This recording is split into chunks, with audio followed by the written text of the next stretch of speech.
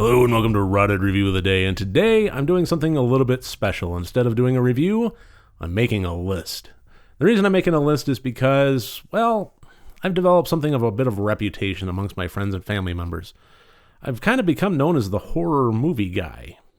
No fault of my own as far as I know, but as my friends and family are developing families of their own and they have children and those children are growing up, I get asked on a fairly regular basis, what is a good horror movie for my kid to watch? And I honestly think that that's a really great question. Horror films and scary movies can often be seen as a fairly exclusionary activity for children. I think that's really unfortunate. If mom and dad are into scary movies, it's the kind of thing where they want to engage in their passion. The kids get sent outside to play, or sent upstairs to their room, or it's done after bedtime. Regardless, the children are not a part of it, and it doesn't need to be that way. I often think that kids getting exposed to scary movies is something that can be very beneficial and a family engagement. Kids, as a very rule of nature, are constantly in a state of testing their limits, learning where their lines are as far as how far they can jump off the slide in the playground, how far they can push the teacher before they get into trouble, or what their limits are in terms of the scares that they're willing to endure. And oftentimes, those limits are tested and learned by overstepping them. And it's the best way to do it in terms of in a safe environment with the family members involved. So, I have compiled a list of 16 movies in 4 different brackets, 4 movies each, of recommended minimum ages of 5, 7, 9, and 11. Now, that being said, this does not follow the MPAA guidelines. There are movies in here that are recommended minimum age of like PG-13, basically. No movies in this list that are rated R, but some are PG-13. And all I'll say on that is nobody knows your kid better than you. I have seen the same content be delivered to children of the exact same age and be received in very different manners. So one of them will be perfectly all right with it, and the next will have nightmares for a week.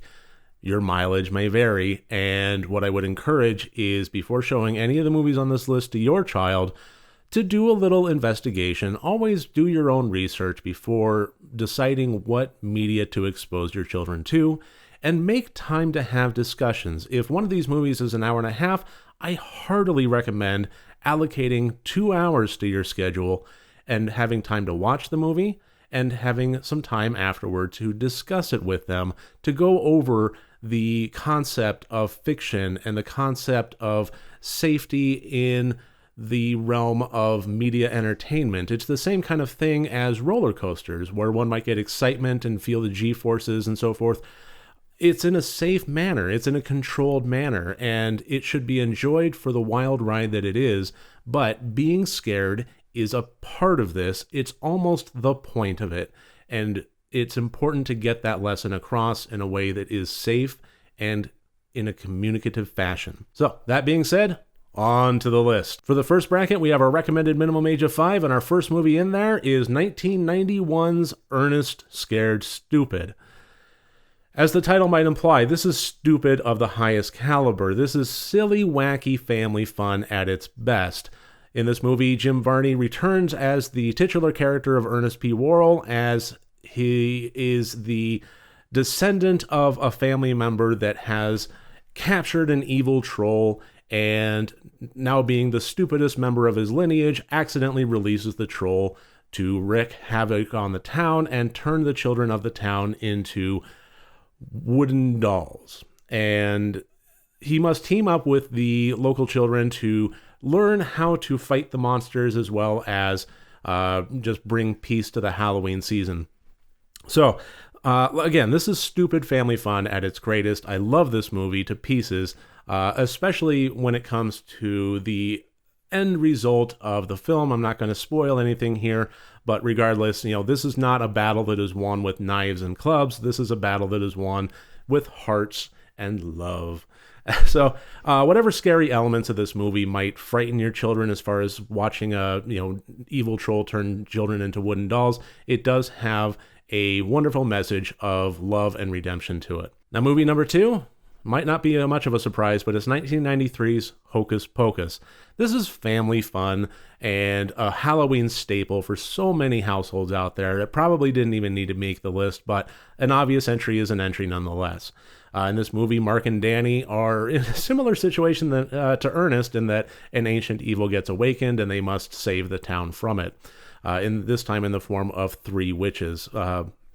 The performances in this movie are really fantastic, and just the whimsical fun imbued within make it a must-watch. Movie number 3, Garfield's Halloween Adventure, or Garfield in Disguise. It comes by both titles, and if you can get your hands on this, it is a highly recommended watch. I remember watching this movie when I was a kid, and it was fun. I loved Garfield, especially, Garfield and Friends and the animated whatevers, but this one has the added benefit of truly being a Halloween great. In this movie, Garfield and Odie go trick-or-treating and try to get as much candy as they can from whomever they can, including crossing a lake and going to a mysterious haunted house to try and knock on their door for some candy.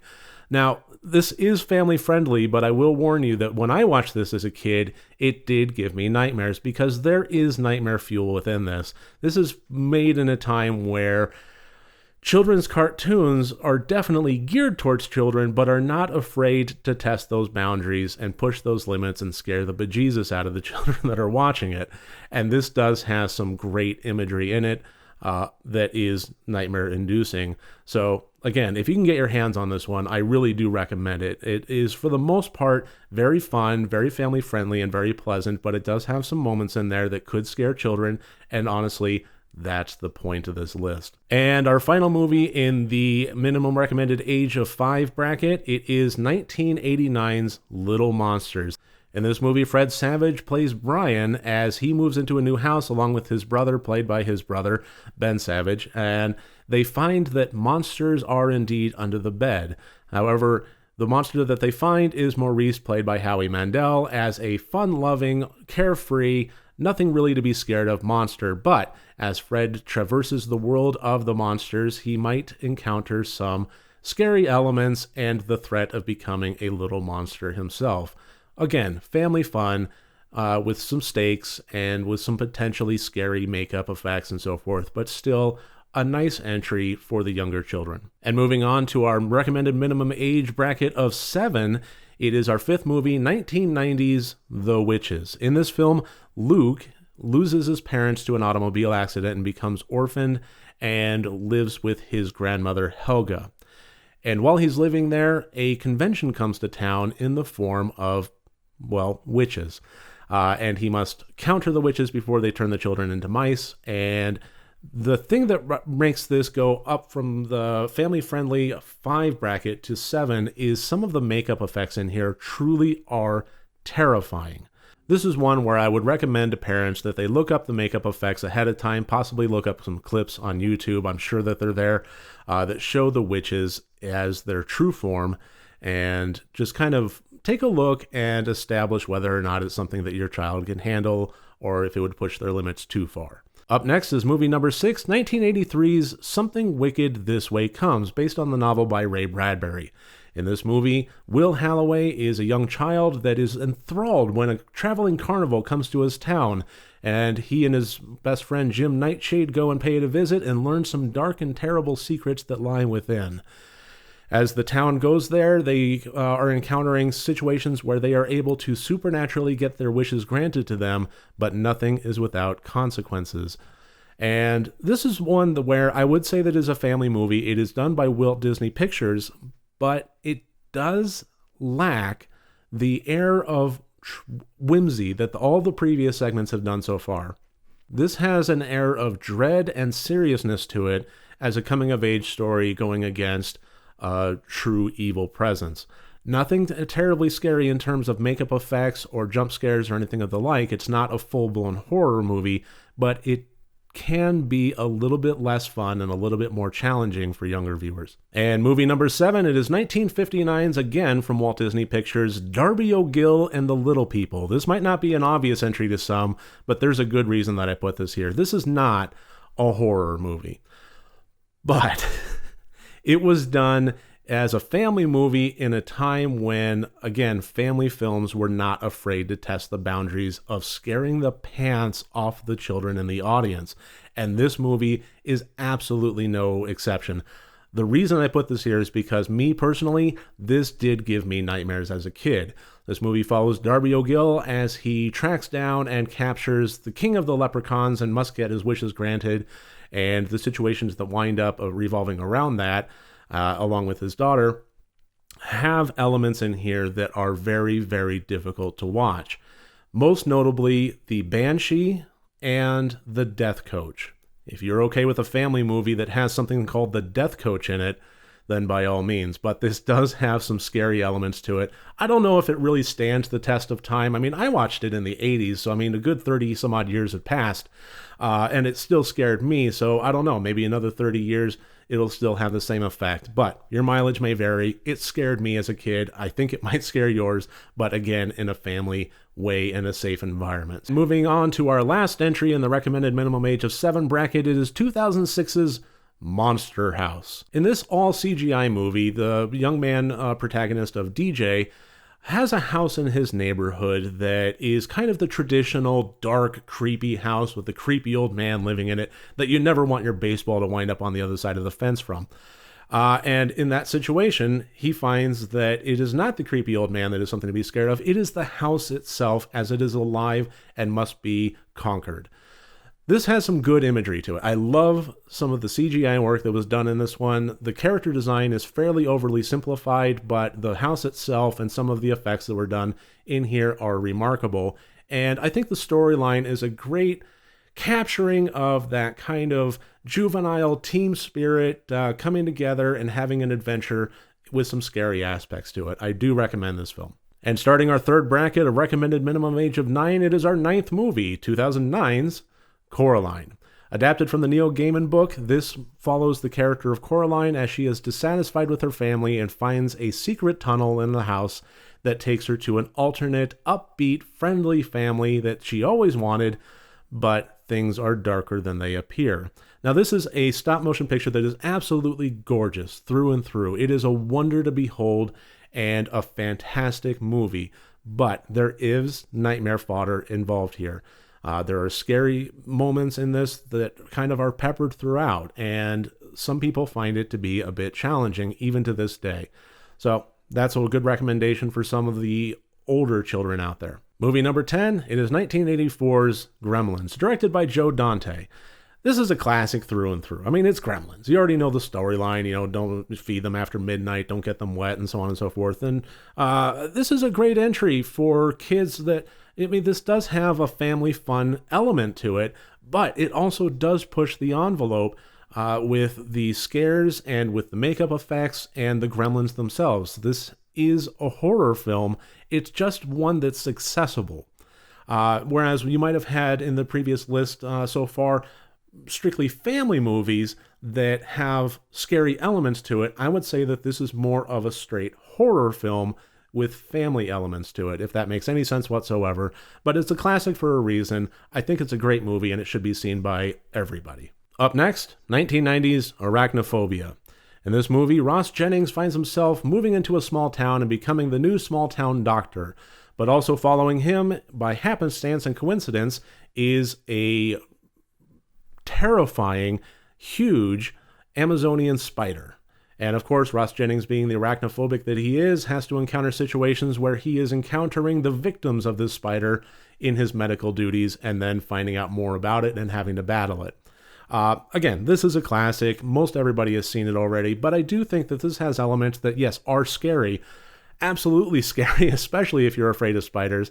But also, there's really nothing in this that would be too objectionable, too adult, nothing, sex and drugs and obscene amounts of violence and so forth. This does have death in it. It does have some gory, gross effects in it. But overall, I do think that this one kind of keeps it a little bit more family-friendly than a full-blown horror movie. This does have comedic elements to it. The comedy might be a little bit going over younger kids' heads, but I think 9 might be a good age to at least start out with this movie. And the last movie in our bracket of recommended minimum age of 9, it is our 12th movie, 1987's The Gate. In this movie, Glenn plays a young man who has a old tree removed from his backyard, and underneath where the tree stood is a gate to hell. Now, this is a full-blown horror movie, through and through. It doesn't have a whole lot of the family-friendly elements to it. However, instead of having blood and guts and visceral gore, it replaces it with kind of stop-motion monsters that aren't really wacky or silly, but still nothing to take very seriously. This does have some good creepy effects to it and good scary moments, but I think by having a younger protagonist and eliminating some of the blood and guts and gore you might find in a normal horror movie, this one does remain to a little bit more accessible to younger children. I'm not going to say that it is designed for them, but it is a bit more accessible. Maybe, again, do some YouTube searching of some of the more intense scenes, and just kind of your mileage may vary. Determine for yourself whether your child can handle it, but that's one that I would recommend. And moving on to our last bracket, a recommended minimum age of 11, it is our 13th movie, 1982's Poltergeist. Everybody knows the story of Poltergeist at this point. You know, they're here and so on and so forth. I think that this one is definitely pushing the envelope. This is a horror movie through and through, but this has some great family elements to it. And it lacks a lot of the kills for the sake of kills kind of stuff that slashers were coming up with at that time. This is instead more cerebral. It has more of an intense, low-key, haunting quality to it that I think makes it both scarier in some ways, but also more accessible in others. This is not killing for the sake of killing or slashing for the sake of slashing. This is simply a family that is beset upon by spirits that have it out for them and ultimately want to capture their young daughter of CORALINE. Definitely some scary moments in here. This is absolutely one to, if you're going to watch it with your children, set some time aside to talk with them.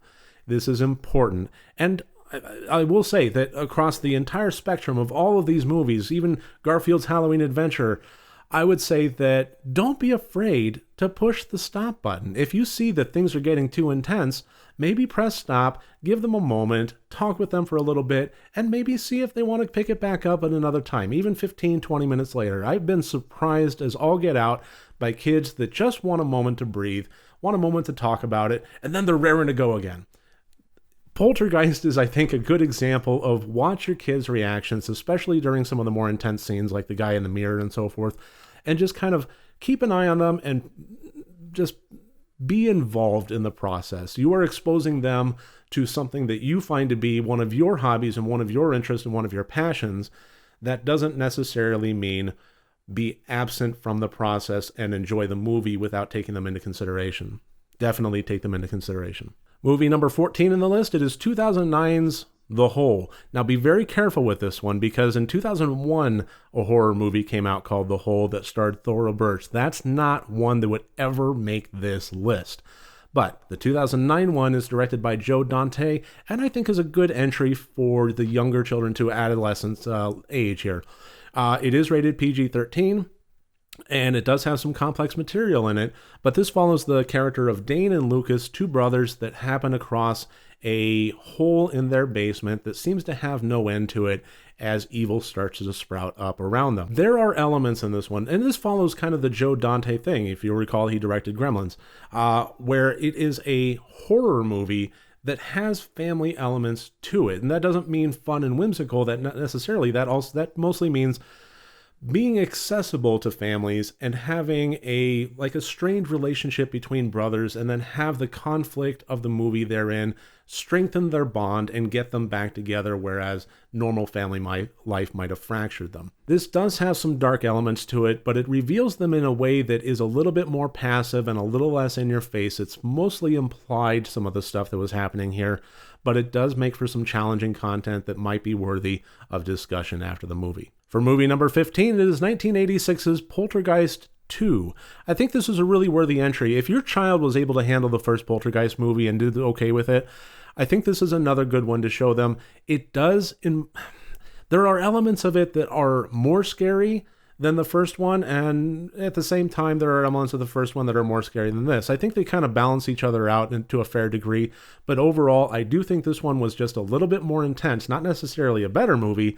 I actually did really like it, but I think that there are elements of this one that is a little bit more nightmare fuelish for children, as opposed to some of the more down low gut feeling kind of scares of the first film.